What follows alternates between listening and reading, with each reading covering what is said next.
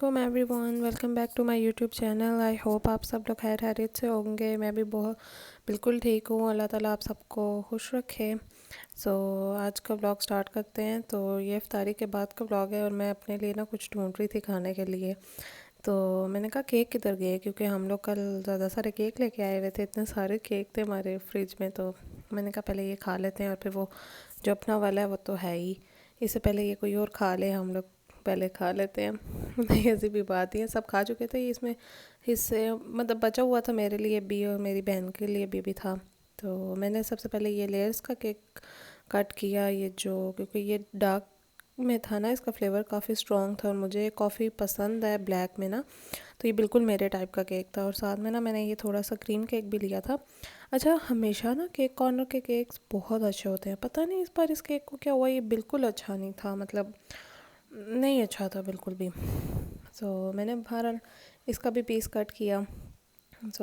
हमने वैसे deep freezer he on किया हुआ है केक्स की वजह से, और स्वीट्स खीर बनी थी तो उसकी वजह से स्पेशली फ्रिज भी ऑन की। साथ हम लोग फ्रिज मोस्टली ऑफ़ कर देते हैं, फिर जब ज़रूरत हो तो ऑन कर लेते हैं। तो यहाँ पे बाजी कहती हैं कि मेरे लिए भी ले आना, तो मैं और बाजी यहाँ बैठ के केक खा रहे थे। उन्होंने सिर्फ एक ही पीस लिया था और बाकी 12 सारा मेरा।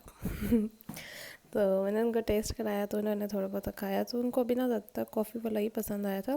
तो मैंने फिर आराम से बैठ के ना ड्रामा लगाया। अच्छा, ये ड्रामा मैं पिछले से जब ये ऑन एयर हुआ था तब देख चुकी थी। ये 2018 के रमज़ान में हम लोग देखते होते थे, लेकिन इस बार रमज़ान में कोई अच्छा ड्रामा ही नहीं आया।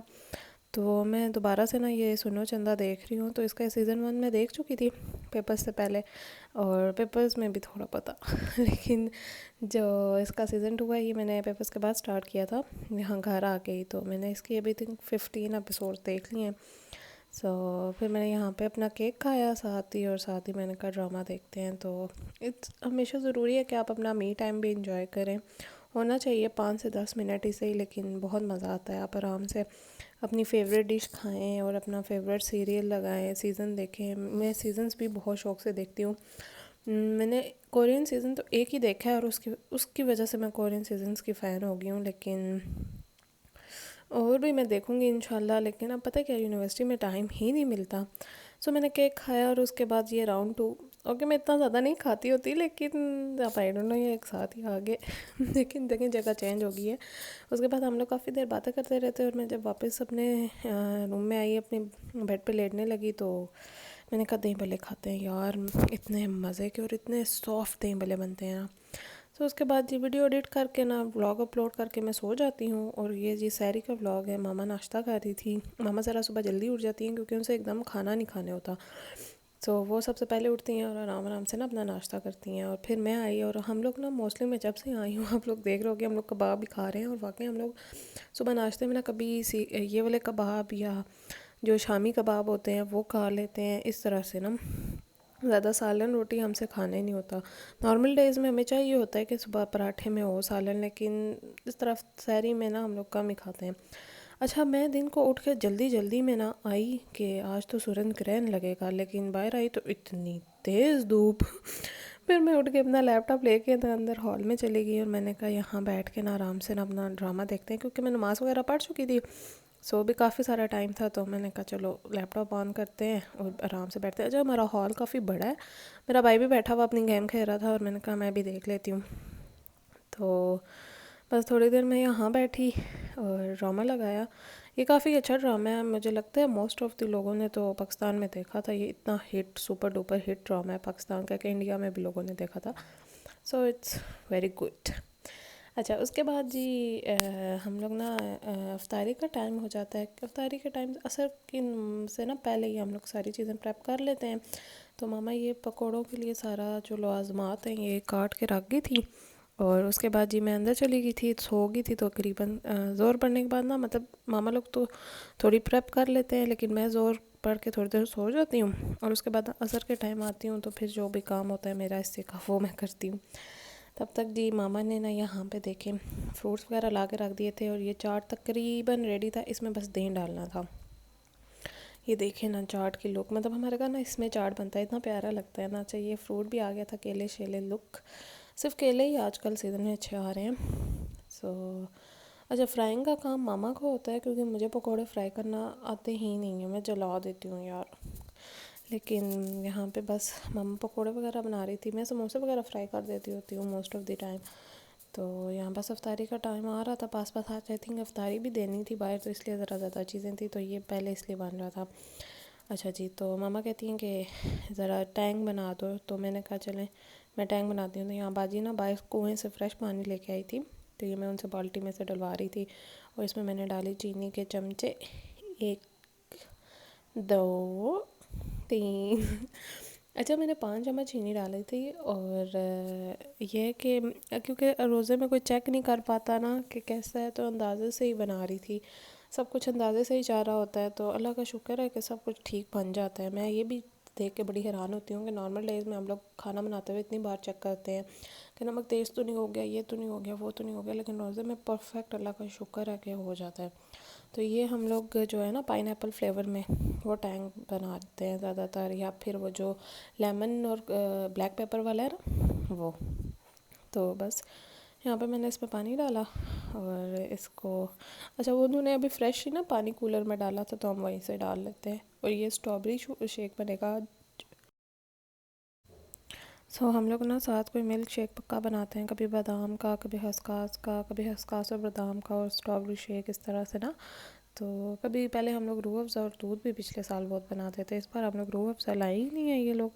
तो बहरहाल सुनबा जी ने ना इसमें दही में मिक्स कर दिए थे चने, नहीं, हाँ, दही को चनों में मिक्स कर दिया था। अभी अभी रोज़ा खोल के बैठी और मैंने कहा वीडियो एडिट करके डालूं, क्योंकि आज चांद रात भी है, हो सकता है चांद निकल आए, अब देखते हैं। बस मैं यहाँ पे बैठी हुई थी, उन्होंने डाला, तो इधर मामा कहती हैं कि ये चीज़ें देखो ज़रा, तो मैंने कहा अच्छा चले मैं बाकी चीज़ें फिर ना करती हूँ। तो बस मैंने फ्राइंग श्राइंग की और चीज़ें वगैरह आहिस्ता आहिस्ता ना बन गई थी। तो उसके बाद अफ्तारी होगी। अच्छा, मैंने अफ्तारी का कोई बस इतना व्लॉग नहीं रिकॉर्ड किया था। अच्छा, ये खीर बनी थी जब ताई लोगों की दावत की थी, लेकिन खाई ही नहीं, केक इतने सारे हो गए थे, साथ ही गोश्त भी था। अच्छा, ये फ़िश भी फ्राई हुई थी, तो ये अभी सोनीबा जी ने ना मामू के लिए दोबारा से फ़िश फ्राई की थी, तो ये गर्म ही थी। मैंने कहा मैं भी टेस्ट करती हूँ, मुझे वैसे फ़िश बहुत पसंद है, स्पेशली फ्राई, या आजकल तो मुझे पकी भी फ़िश भी जो मटरों में बनती है वो भी बहुत मज़े की होती है यार, वाह। मैंने कहा थोड़ी सी ना फ़िश खाते हैं, तो मैंने बस अपने लिए ना फ़िश निकाली और इसमें ना बस चटनी डाल रही थी मैं।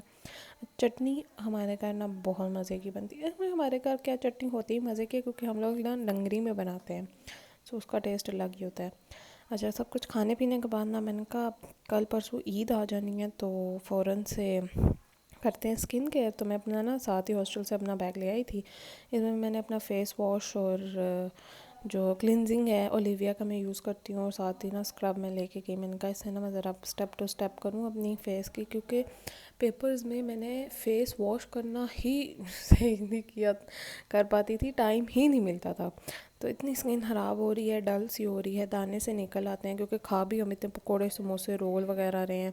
तो बस मैं ना वॉशरूम में आई, और मैंने सबसे पहले ना ये ओलिविया का जो क्लिनजिंग मिल्क है ना, इसे अच्छी तरह से डीपली 5 मिनट के लिए आपने क्लिनजिंग करनी है। उसके बाद 1 मिनट के बाद ना मैंने फ़ेस वॉश ये यूज़ करती हूँ, ये मैं दिखाती हूँ, जेल, ये जेड का है, जेल फॉर्म में है, बहुत अच्छे फ़ेस वॉशेज़ हैं इनके, मैंने तीनों यूज़ किए हैं, इनफैक्ट चारों बहुत अच्छे हैं। और ये गो फॉर ग्लो का जो है राइस वाला स्क्रब, अच्छा ये बहुत अच्छा है अगर आपकी स्किन मेरी तरह सेंसिटिव है ना, रेड हो जाती है, दाने निकल आते हैं, बहुत हार्श नहीं चाहिए। ये देखें इसके कितने छोटे छोटे पार्टिकल्स हैं, इतने छोटे छोटे ज़रे हैं। तो मैंने बस इससे ना अपना स्क्रब किया, और उसके बाद ना जी मैं आज आपको कॉफ़ी मास्क बनाना बताऊंगी। इतना ज़बरदस्त मास्क है, आप एक बार ट्राई करना, ज़रूर ट्राई करना। ये मेरा अपना पर्सनल मास्क है, आई डोंट नो लोगों ने शायद इस पर वीडियोस बनाई होंगी या नहीं, मैंने कभी देखा नहीं है, लेकिन ये मैंने खुद अपने स्किन के अकॉर्डिंग बनाया था। ये मुझे बहुत सूट किया। अगर आपकी स्किन पे भी दाने हैं, इंस्टेंट ग्लो देता है, तो आपने क्या करना है, 1 चम्मच बेसन लेना है। अच्छा, यहाँ पे मैं कंफ्यूज हो रही थी कि मैं 2 चम्मच लूँ या 1, क्योंकि मेरा भाई भी होता है, तो मैंने कहा चलो उसके लिए भी बना लेते हैं, वो मेरे साथ पक्का स्किन केयर करता है। तो मैंने इसमें 1 से 1.5 टेबल स्पून बेसन डाला, क्योंकि फिर मैंने कहा ये ना कम ज़्यादा हो गया तो मैं हाथों पाँव पे लगा लूँगी। उसमें ये कॉफ़ी डालेंगे। अच्छा, कॉफ़ी थोड़ी सी ज़्यादा डाल गई थी, तो मैंने इसको बाद में थोड़ा सा ना कम कर लिया था, का इतना नहीं कर पाई थी, पर थोड़ा सा मैंने निकाल लिया था। ओके, किसी को बताइएगा मत। मैंने इसमें दोनों को ना मिक्स किया, और फिर इसमें थोड़ी सी ना आपने हल्दी, पिंच ऑफ हल्दी, क्योंकि ज़्यादा नहीं डाली, ये ना हो आप बल्ब हो जाए पीले। वो हमारे ना, हम लोग जब दादा लोगों के घर होते थे ना, वहाँ पीले पीले बल्ब होते थे। अच्छा, उसके बाद थोड़ा सा ना आपने इसमें शहद डालना है। शहद आपको अच्छे से ना ये स्टिक करेगा, एक वो मॉइस्चराइज़र का काम करेगा शहद ना। आप इन सब के बेनिफिट्स गूगल कर सकते हैं, किसी का भी कोई इतना हार्मफुल नहीं है। कॉफ़ी भी फेस के लिए अच्छी होती है। अच्छा, आजकल बहुत डबल माइंडेड लोग हुए हैं, कॉफ़ी यूज़ करें ना करें, करें ना करें। मैं तो करती हूँ, मेरी फेस को बहुत अच्छा ग्लो मिलता है, इंस्टेंट इससे रिज़ल्ट मिलते हैं। कोई ब्लीचिंग पाउडर नहीं है जो आपके फेस को हार्मफुल करेंगे। इट्स वेरी यूज़फुल ना। तो अच्छा, हनी डालने के बाद मैं इसको अच्छे से मिक्स करती हूँ। फिर जो बच जाता, मतलब जैसे अब इसमें थोड़ा सा दूध, अभी और थोड़ा लिक्विड डलेगा ना, तो मैं इसमें ठंडा दूध फ्रिज से डालती हूँ। मैंने फ्रिज खोली तो मैंने इसमें से ठंडा दूध डाला, और साथ ही ना मुझे ये रोज़ वाटर मिला था, ये सऊदीया से आए थे, और ये फ़्रेश रोज़ वाटर है, ये बहुत अच्छा रोज़ वाटर है। अगर आप चाहें तो आप इसमें रोज़ वाटर भी डाल सकते हैं। मैं एलोवेरा भी डालती होती थी, लेकिन बाज़ार की डालती थी, वो ख़त्म हुई हुई है, और मैंने फ्रेशली निकाल के नहीं रखी हुई, तो बस।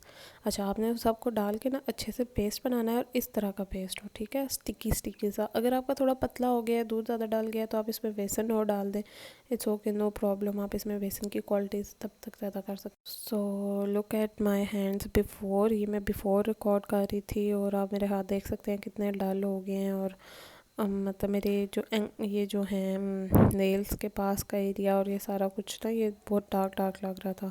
अच्छा, उसके बाद मैंने ना ये मास्क फ़ौरन से लगाया हाथ पे। अच्छा, डरना नहीं है, और बराए मेहरबानी जब आप फेस पे लगाएंगे ना, तो ज़रा रूम के अंदर ही रहिएगा, बाहर मत घूमिएगा, लोग डर भी सकते हैं। टाइम देख लें। यहाँ पे मैंने तकरीबन इसको 15 से 20 मिनट के लिए ना लगा के रखा था, हाथों पे भी और फेस पे, और उसके बाद मैंने धो लिया, और देखा कितना मेरे हाथ फ़ौरन से ग्लो करना शुरू हो गए थे। आप खुद देख लें, ये वही लाइटिंग है, मैंने उसी जगह आके दोबारा से रिकॉर्ड किया था, और एकदम से ना ग्लो, और फेस इससे ज़्यादा ग्लो कर रहा था। ट्रस्ट मी, ये बहुत अच्छा मास्क है। अगर आप ना 2 से 3 बार लगाएं वीक में, और आपको अपने रिज़ल्ट्स आप खुद देख सकते हैं। मैं यहाँ पर बार बार रिकॉर्ड कर रही थी। अच्छा जी, मास्क अप्लाई करने के बाद, फेस वॉश मतलब करने के बाद, उसके बाद मैं अपने ये जो फ्रिज में मैंने जेड रोलर और गुआशा स्टोन रखे हुए हैं, मैं इनको फ्रीज़र में रखती हूँ, ताकि ये अच्छे से ठंडे हो जाए ना, और फिर मैं यूज़ करती हूँ। अच्छा, मैं अपना ये मॉइस्चराइज़र उसके बाद मैंने लगाया, ताकि मैं ना उसके ऊपर गुआशा स्टोन अच्छी तरह से यूज़ कर सकूँ। अच्छा, आपने ना ऑयल यूज़ करना है। मैं अपना ऑयल जो है ना, फेस ऑयल हॉस्टल में बोल आई हूँ एज़ यूजुअल, क्योंकि कभी यहाँ कभी वहाँ तो कुछ ना कुछ बोल जाती हूँ। और अच्छा, इसको कैसे यूज़ करना है, इस पर बहुत सारी यूट्यूब पे वीडियोस हैं, बहुत सारे ट्यूटोरियल्स हैं, और अगर आप चाहते हैं कि मैं भी आपको बताऊं, तो मैं कोशिश करूंगी कि कोई ना कोई तरीका ढूंढूं जिसमें मैं फेस शो किए बगैर आपको इसको यूज़ करना बताऊं। और उसके बाद ही मैं तिब्बत क्रीम यूज़ करती हूँ, ये बहुत अच्छी, मेरी ताई ने मुझे रिकमेंड की थी, ये बहुत अच्छी क्रीम है। उसके बाद मैं ना ये MK कॉस्मेटिक्स के अंदर आई क्रीम यूज़ करती हूँ, क्योंकि पढ़ने अभी पेपर्स दिए हैं ना, तो डार्क सर्कल्स आ गए हैं, और उसको मैं ये जेड रोलर्स से करती हूँ, और लिप बाम लगाने के बाद ना मेरी स्किन केयर कंप्लीट हो जाती है। बस 5 to 6 स्टेप्स की स्किन केयर होती है, बहुत लंबी चौड़ी स्किन केयर नहीं करती। हाँ, मैं सीरम्स यूज़ करती हूँ, वो मेरे ख़त्म हो चुके हैं, तो इसलिए बस मैंने ये छोटी मोटी स्किन केयर, मतलब जो बची हुई चीज़ें हैं, उनसे मैंने आपको शो कर दी। इंशाल्लाह मैं सीरम्स ऑर्डर करूँगी, फिर मैं आपको बताऊँगी, ठीक है। अच्छा, उसके बाद ना मैंने कहा, ये जो मेरा केक पड़ा हुआ है, इतने दिनों से मैं देख रही हूँ, 2 दिन हो गए थे यार, निकालने का टाइम ही नहीं मिलता था खाने का, और इतनी माशाल्लाह से चीज़ें हो जाती हैं अल्हम्दुलिल्लाह। तो इसकी फिर बारी आई, तो फिर मैंने कहा इसको भी खाते हैं, तो फिर मैंने ये खाया, और ट्रस्ट में लेयर्स में सबसे अच्छा संडे जो है ना, वो रेड वेलवेट है। मैंने और भी लोटस के भी ट्राई किए हैं, इनफैक्ट लोटस बिस्कॉफ तो बहुत मीठा है, बहुत मीठा है। ये बहुत अच्छा नॉर्मल सा केक है, इसमें चीनी ज़्यादा नहीं होती। तो बस ये मैंने खा के अपना ड्रामा देखा, और उसके बाद दोबारा सो गई, और एज़ यूजुअल सैरी होगी। अच्छा, आप लोग तंग आ गए होगे ये सैरी देख के, क्योंकि हम लोग और कुछ इतना पसंद नहीं है, मक्खन होता है, दही होता है, साथ साथ सालन भी होता है, लेकिन हम खाते नहीं हैं।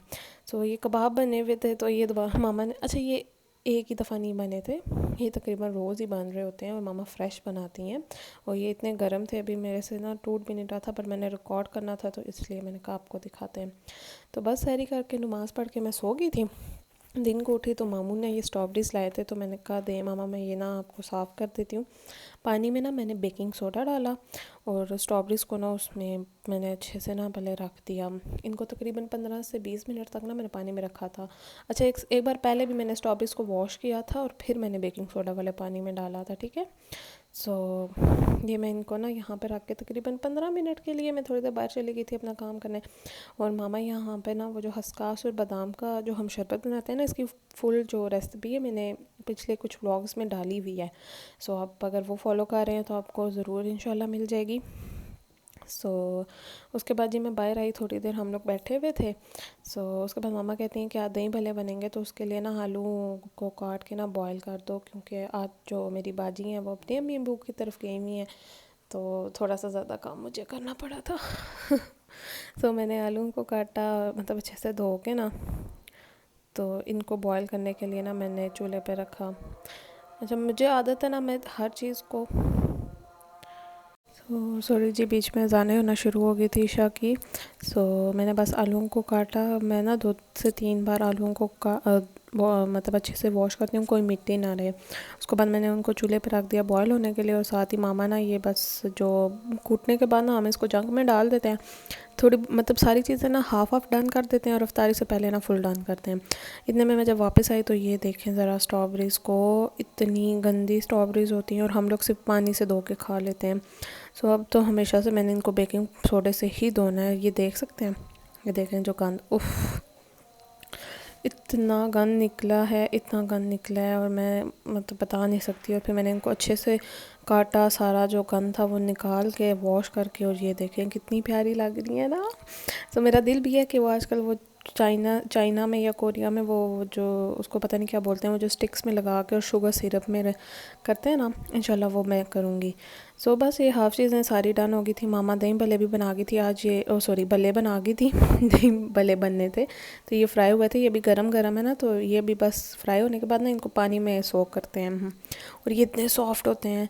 और मैंने अपना जी गुआशा स्टोन भी धो के ना, मैंने कहा इसको फ्रीज़र में रख लूँ, रात को दोबारा से ना थोड़ी सी मसाज वगैरह करेंगे। ये जो गोल सा मुँह हुआ है ना खा खा के पकोड़े और समोसे, तो ये ज़रा थोड़ा शेप इन हो जाए। अच्छा जी, जैसे मैं आई नमाज़ वगैरह पढ़ के, तो बाजी वापस आ गई थी। और बस मेरी बहन ने खजूरें साफ़ कर ली थी। और ये जो है दही भल्ले का मिक्सचर है, साथ ही हमारे ये जो, अच्छा ये बाजी लेके आई थी, उनकी भाभी ने बनाए हैं, तो वो दही फुल्कियाँ बनाते हैं। तो आज हमारे घर भी दही भल्ले बन रहे थे। ये जो चाट है, ये कल वाला चाट है, तो ये भी पड़ा होता है, मतलब किसी ने खाना हो तो, क्योंकि मामा पहले ही निकाल लेती हैं ताकि ठंडा नहीं रहे ना ज़्यादा सा। तो बस मामा ने इसमें भल्ले निकाल के रखे और समोसे जो हैं वो फ्राई मैंने किए थे। मैंने कहा मामा थोड़ी देर लेट जाएं, और मैं ना बाकी चीज़ें भी, समोसे और पकोड़े ना मैंने फ्राई कर दिए। तो मामा ये बाकी चीज़ें तैयार करके चली गई थी थोड़ी देर लेटने, क्योंकि इतना सा मतलब अफ्तारी से पहले ना बहुत तबीयत ख़राब हो रही होती है। बस मैंने यहाँ पे समोसे फ्राई किए और बस हमारी ना ये अफ्तारी रेडी होगी। आज होप सो कि आज आखिरी रोज़ा था हमारा। अल्लाह ताला अगर कल रोज़ा हुआ भी तो इंशाल्लाह कल एक और रोज़ा रख लेंगे। अगर नहीं तो हो सकता है आज चांद रात है और कल ईद है इंशाल्लाह। तो मेरी तरफ से आप सबको एडवांस में ईद मुबारक। ये ईद सबके लिए बहुत सारी खुशियाँ लेके आए। इस ईद से हम लोग तो बहुत अकेले हो गए हैं। मेरी नानों की भी डेथ हुई इस रमज़ान से पहले, मेरे दादा अबू की भी। अब हम सब के लिए भी दुआ कीजिएगा। अल्लाह ताला सबको खुश रखें। आमीन। और अब मैंने ये जो न्यू चैनल है ये भी स्टार्ट किया है इसी रमज़ान में। आई होप कि ये भी ग्रो करे और अल्लाह ताला सबको खुश रखे। मेरी मामा थोड़ी देर लेट की थी और मैंने ना पकोड़े फ्राई किए। मैंने कहा कि मैं पकोड़े फ्राई कर देती हूँ। मैंने यहाँ पे पकोड़े फ्राई किए, और जो कि सबको लग रहा था कि मैंने जला दिए हैं। अब आई डोंट नो, यहाँ पे तो अच्छे ही लग रहे हैं, तो मैंने फ़ौरन से बस पकोड़े फ्राई किए। और अच्छा, मैंने बहुत हल्की आंच पे फ्राई किए थे। अच्छा, ऐसी भी कोई बात नहीं है, ऐसे ही सब मुझे तंग कर रहे थे, आई थिंक सो। अच्छा, हम लोग क्या करते हैं कि हम लोग ना इनको 2 छोटी छोटी प्लेट्स में ना मतलब डिवाइड कर लेते हैं। ट्रेज एक ही ट्रे में नहीं रखते, इस तरह सबको मिलना मुश्किल हो जाता है। आराम से ना 2 पार्ट्स में हम इनको डिवाइड करते हैं। मैं यहाँ पे ना बस प्लेट बना रही थी, और ये देखें कितनी प्यारी प्लेट लग रही है ना। मैंने यहाँ पे बस प्लेट बनाई, और बस बाकी चीज़ें हम लोग ना रख चुके थे ना दस्तरखान पे। हम लोग चटाई लगाते हैं और यहाँ पे हम बैठ के इफ्तारी करते हैं। So that's it. ये मेरा लास्ट व्लॉग था आई थिंक तो रमज़ान का। तो आई होप आपको पसंद आया होगा। अगर पसंद आया तो प्लीज़ मेरे चैनल को सब्सक्राइब कीजिएगा। मिलते हैं नेक्स्ट व्लॉग में, तब तक के लिए स्टे ट्यून। अल्लाह हाफिज़। एंड हाँ, स्पेशली ईद मुबारक टू यू ऑल। सर ये ईद सब के लिए बहुत सारी खुशियाँ लेके आए। तब तक के लिए अल्लाह हाफिज़।